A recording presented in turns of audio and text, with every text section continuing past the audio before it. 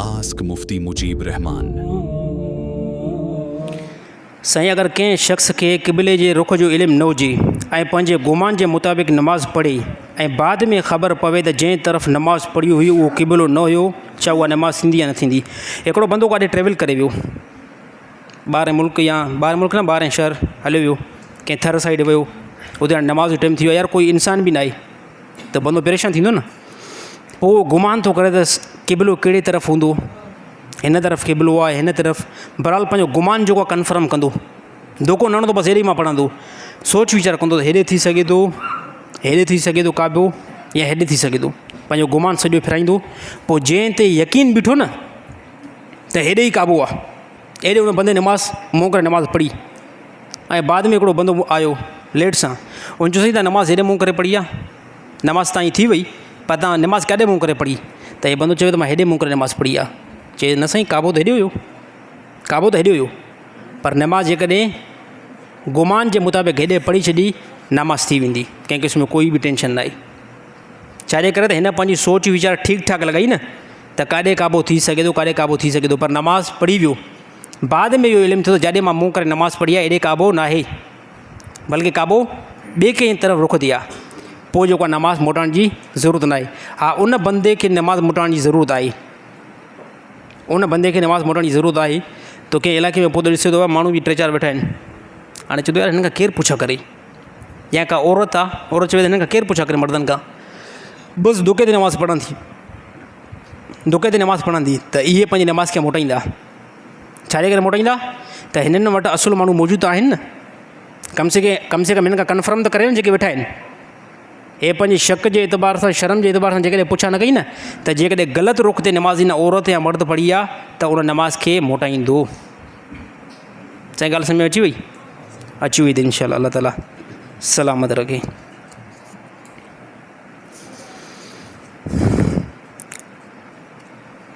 अगरि कंहिं शख़्स वटि माल हुजण जे बावजूद बि घरवारी खे ख़र्च न ॾिए, जेको ज़रूरत मुवाफ़िक़ थींदो आहे, यानी खाइण पीअण लिबास वग़ैरह वग़ैरह, ऐं ज़ोजियत वारा हक़ बि अदा न करे ऐं तलाक बि न ॾिए, त उन लाइ छा हुकुम आहे?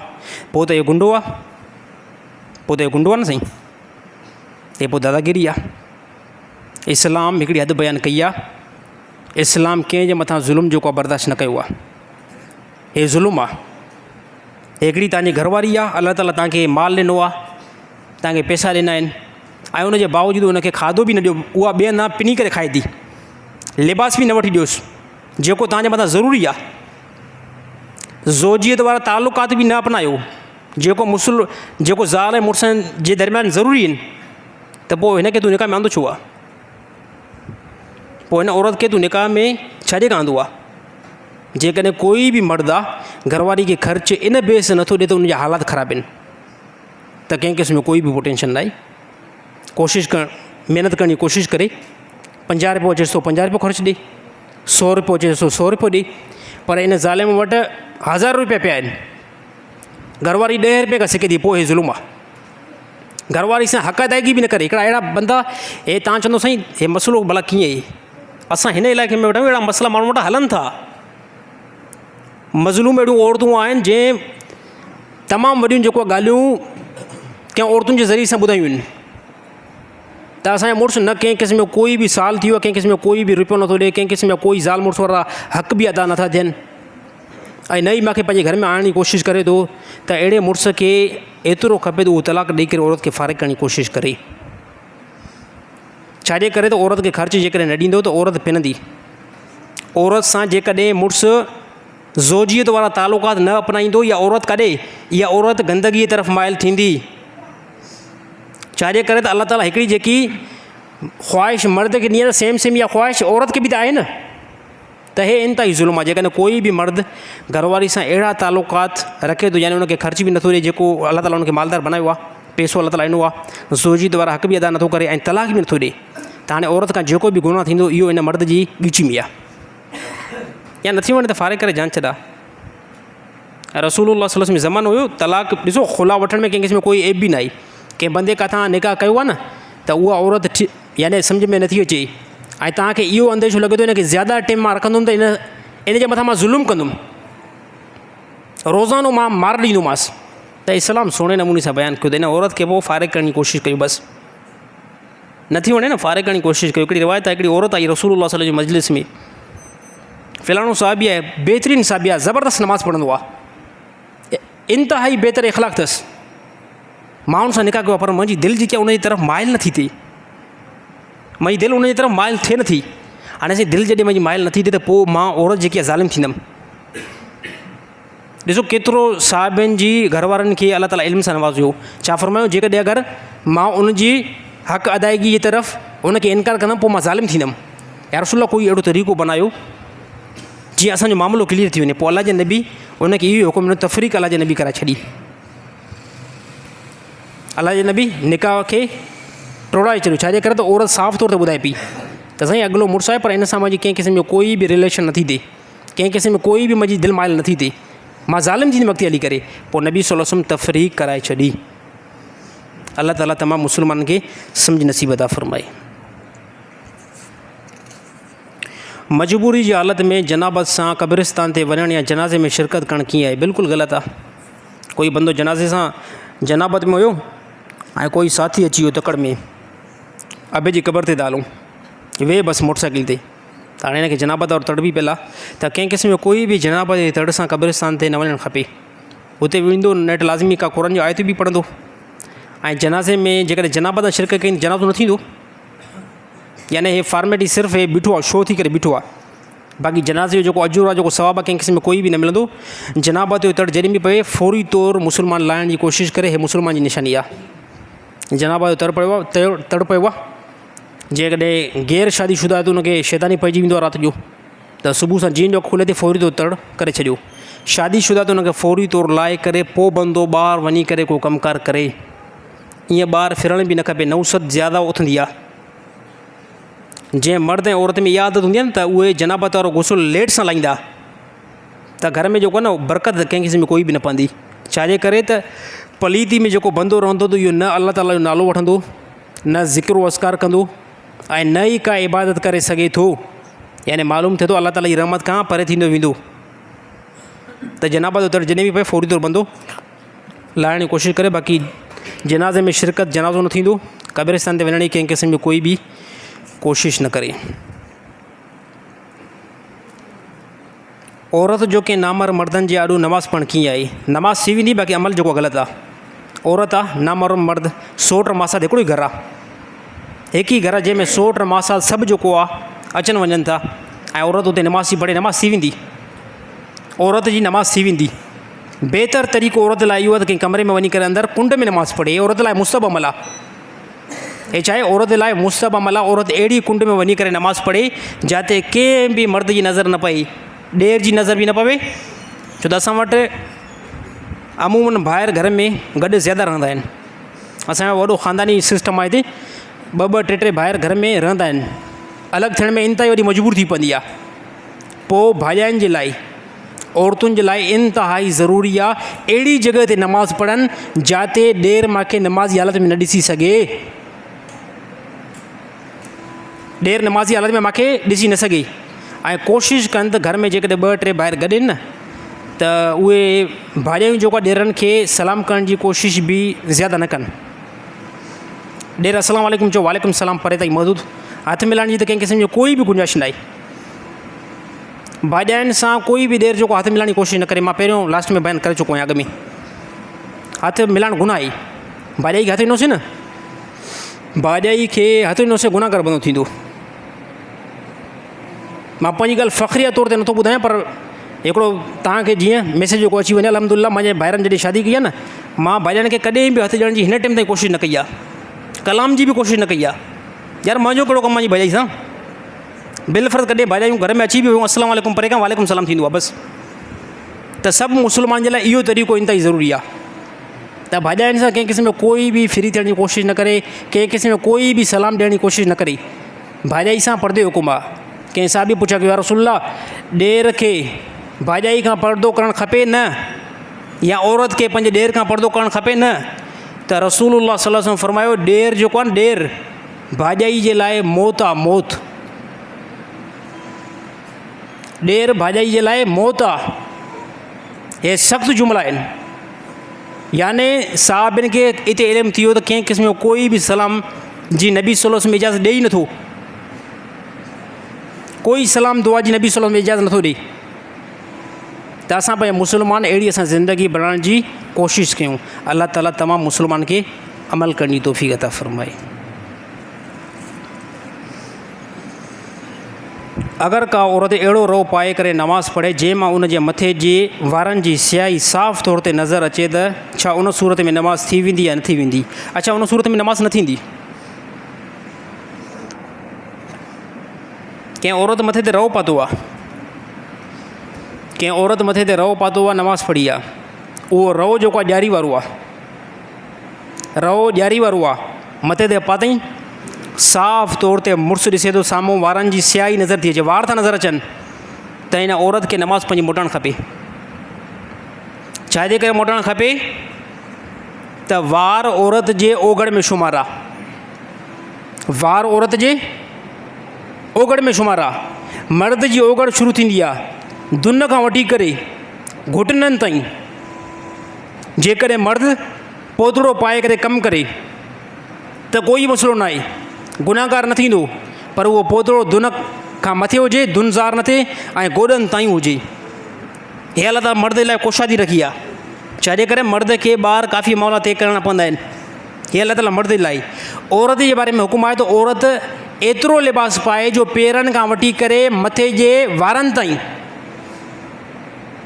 हे औरत जे ओगड़ में शुमार आहे। औरत जो लफ़्ज़ बि इहो आहे, अरबी में ओगड़ खे और चइबो आहे, और विच में ता ॾेई छॾियोसि त औरत थी वई। त औरत जी माना इहा बीहे थी ओगड़, माना इहा थी बीहे त कंहिं बि औरत जेकॾहिं ॾियारी वारो रओ पाए करे नमाज़ पढ़ी आहे, उन में साफ़ तौर ते वारज़ार थियनि था, त इन औरत जी इहा नमाज़ न थींदी, इहा नमाज़ खे मोटाई। या कपिड़ा अहिड़ा पाता अथई, कपिड़ा अहिड़ा पाता अथई जेके कपिड़ा इंतिहाई बारीक आहिनि, जंहिंसां जिस्म जो कुझु हिसो ज़ाहिर थिए थो, त इन औरत जी नमाज़ बातिल आहे। इहा औरत नमाज़ दोबारा पढ़े। हे जेको आहे शरीयत जो हुकुम आहे। अल्लाह ताला तमामु औरतुनि खे सम्झ नसीब अता फ़रमाए। साईं कंहिं ज़ाकिर तक़रीर में चयो त नबी सल्लल्लाहु अलैहि वसल्लम जे कुझु साहिबनि ते माज़अल्लाह यहूदियुनि जा कुता भौंकंदा। छा इहा ॻाल्हि सही आहे? हिकिड़ी ॻाल्हि ज़हन में रखण जी कोशिशि कयूं। रसूलुल्लाह सल्लल्लाहु अलैहि वसल्लम जे साहिबनि जे मथां यहूदी बकवास कंदा हुया, भौंकंदा हुया, हे ॻाल्हि कन्फर्म आहे। क़ुरान हकीम में अल्लाह ताला फ़रमायो रसूल जे साहिबनि खे, रसूल जे साहिबनि सां सिर्फ़ु जेको जलंदो आहे, सिर्फ़ु उन सां हसद रखंदो आहे कुफ़ार। इन ज़ाकिर इहा ॻाल्हि पंहिंजे मजलिस में कई त रसूलुल्लाह सल्लल्लाहु अलैहि वसल्लम कुझु साहिबनि ते यहूदियुनि जा कुता जेका भौंकंदा हुया, यहूदियुनि जा कुता भौंकंदा हुया। त उनखे मिसाल मां जेको आहे पीर नसीरुद्दीन साहिब वारो ॾींदुमि। पीर नसीरुद्दीन साहिब पंहिंजी मजलिस में हिकिड़ी दफ़े तक़रीर कई, उन इहा ॻाल्हि कई त केरु सम्झाए कुते खे, केरु सम्झाए कुते खे कंहिं ते भौंकजे, किथे भौंकजे। केरु सम्झाए कुते खे त कंहिं ते भौंकजे, किथे भौंकजे। चई बाबा इहा उनजी पंहिंजी मर्ज़ी आहे, कुतो जंहिं ते भौंके जाते भौंकी। कुते खे कहिड़ो अकुलु आहे? कुते खे इहा ख़बर थोरी पवंदी हे साहबी आहे, कुते खे इहा ख़बर थोरी पवंदी हे ताबई आहे, कुते खे इहा ख़बर थोरी पवंदी हे मुफ़्ती आहे, हे आलिम आहे। कुते जो मिज़ाज ई पंहिंजो आहे। केरु सम्झाए कुते खे कंहिं ते भौंकजे, किथे भौंकजे। चए बाबा इहा उनजी पंहिंजी मर्ज़ी आहे, कुतनि जी पंहिंजी मर्ज़ी आहे। कुता जंहिं ते भौंकनि, जाते भौंकनि, उन ते कंहिं क़िस्म जो कोई बि जेको मयार न आहे। छाजे करे उहो इंसानु थोरी आहे, उहो जानवर आहे। त हिन ॻाल्हि कई त रसूलुल्लाह सल्लल्लाहु अलैहि वसल्लम चंद साहिबनि जे मथां जेको आहे मख़सूस जेको आहे कुता भौंकंदा हुया। यकीन तौर ते यहूदी भौंकंदा हुया, हे त यहूदियुनि जा कुता आहिनि। उन टाइम यहूदी रसूलुल्लाह सल्लल्लाहु अलैहि वसल्लम साहिबनि जे मथां बकवास कंदा हुया, उन्हनि जा कुता बि कंदा हुया। हिन टाइम उन कुतनि जो नसुलु जेको आहे साहिबनि जे मथां भौंकंदो आहे।